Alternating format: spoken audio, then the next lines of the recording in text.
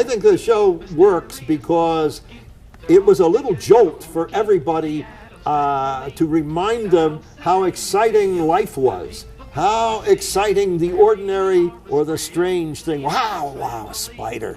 Isn't that exciting? And also we showed real affection. Gomez and Morticia could really have had children, as opposed to the characters in the other TV shows at the time who would have had to, actually, the stork really brought their kids. You know? Ironically, a show about a family obsessed with darkness and death did make us appreciate life. Viewers get a jolt of life in them every time they visit the creepy, kooky Addams Family. One way to keep its legacy alive is to watch it again for mistakes you didn't notice before. Keep watching as Facts Verse presents This Scene Wasn't Edited. Look again at the Addams Family blooper. The show gave the characters names. Cartoonist Charles Addams was content to leave his characters nameless, and except for Cousin It was the TV show that changed that. He worked with producers and David Levy, former vice president of programming at NBC, to name all of them. There are a few details you may not know. He named Wednesday after the Fred Penner poem Monday's Child because it describes Wednesday's child as being full of woe. The day of the week poem may also explain why her middle name is Friday. Gomez was almost named Rapelli. The actor who played him, John Astin, was the one who got to choose. Charles preferred the other option. Pugsley was almost called Pubert, but it was changed to avoid any sexual connotation. It was later used for the third Addams Family child in the 1993 film Addams Family Values. The theme song. The Addams Family has one of the most recognizable theme songs of all time, with its catchy verses and snaps. It was composed by Vic Mizzy. There's a rumor that the studio didn't want to pay for a trio of singers.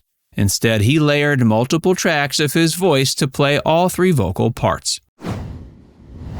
The cast. John Astin appeared in The Wheeler Dealers, produced by Phil Ways. His contract said he could choose one of three projects after that: The Americanization of Emily, The Loved One, or The Addams Family.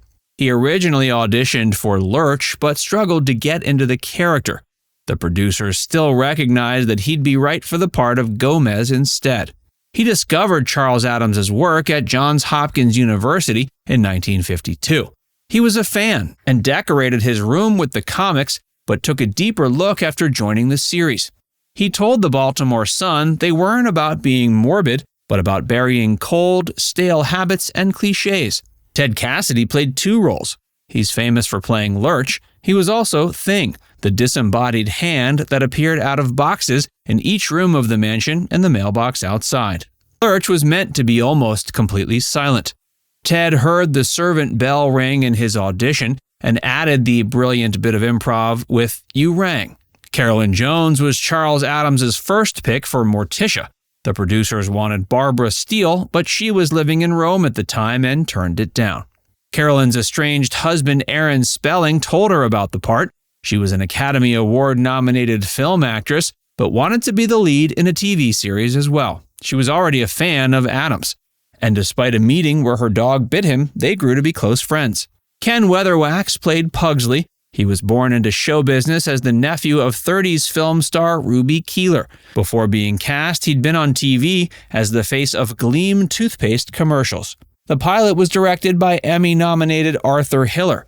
After The Addams Family, he won a Golden Globe, an Academy Award nomination for 1970's Love Story. Goofs and Bloopers. Mostly what you didn't get to see was this stuff moving in and out between scenes. Yeah. It was quite remarkable the way it was all handled. That high praise for the effects department from John didn't stop Goofs and Bloopers from getting through. Ted was a tall man who'd have to bend over and hide when playing Thing. You can spot him from time to time, such as a bit of his clothes or a shoe. You may also spot crew members. There's a moment in episode 2 where Uncle Fester's climbing down a tree, and you can see the shadow of a moving dolly mic. One goof was done on purpose to see if fans would notice. In the pilot, you'll see the mailman approach the family's mailbox. When he opens it, you see he's right-handed.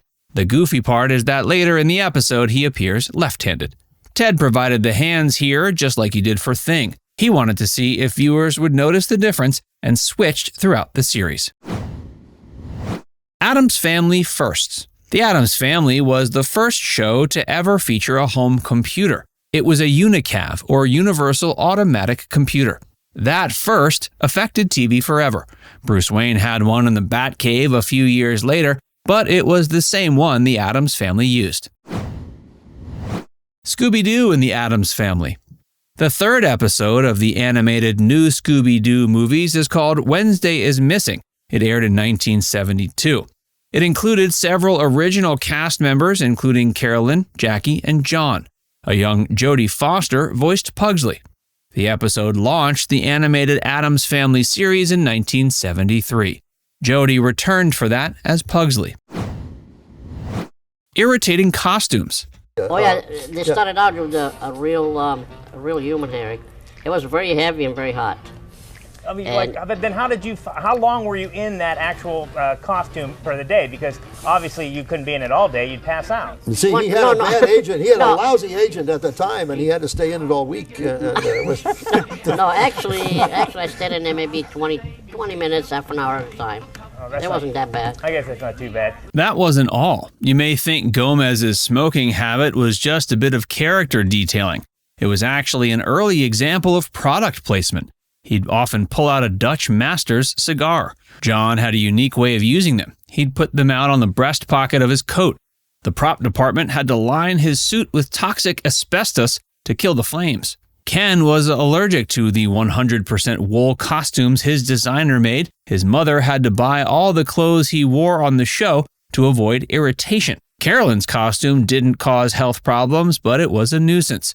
Designer Nolan Miller considered it the most difficult job she ever took on, and she had to make 30 identical ones for off-camera moments. Carolyn said it took her 2 hours to get her wig, makeup, and costume off. The dress alone took 20 minutes to get out of. Morticia and Gomez's real relationship. Morticia and Gomez's clear attraction was part of what made the Addams Family so popular. It was different from the lack of sexuality in other shows of the time. John claims it wasn't an act. They were attracted to each other, but wanted to keep it professional. He remembers getting pushback from networks, but still working to create a, quote, grand romance between them. He even tried to slyly work it into the advertising. As he described it, I think I was in Baltimore, as a matter of fact. I said, hi, I'm Gomez Addams. My wife Morticia and I are the best adjusted couple on television. And Addams inspired new laws. Jackie Coogan played Uncle Fester, but had plenty of acting experience before he signed on. He worked with Charlie Chaplin in a vaudeville act at age 4. He played an orphaned boy in the Silent Star's 1921 film The Kid, and the title role in Oliver Twist the next year. Jackie's image went on everything, including dolls, stationery, peanut butter, and even whistles. The estimated earnings from his career are $2 to $4 million. That money should have been all his, and it was until tragedy struck. His father managed his funds until he died in May of 1935, before Jackie's 21st birthday. He'd been getting a weekly allowance of $6.25 until then. His mother Lillian and stepfather Arthur said they wouldn't return any of his millions to him. They squandered it, and he sued them over it. All he got back was $35,000. The law hadn't been on Jackie's side, but he helped to change it. California introduced the California Child Actors Bill, also known as Coogan's Law. The law says that all child star earnings must be deposited into a court-administered trust fund. It went into effect in 1939 and has been modified and upheld ever since. Wednesday's skills. Lisa Loring proved an exceptionally talented actress from a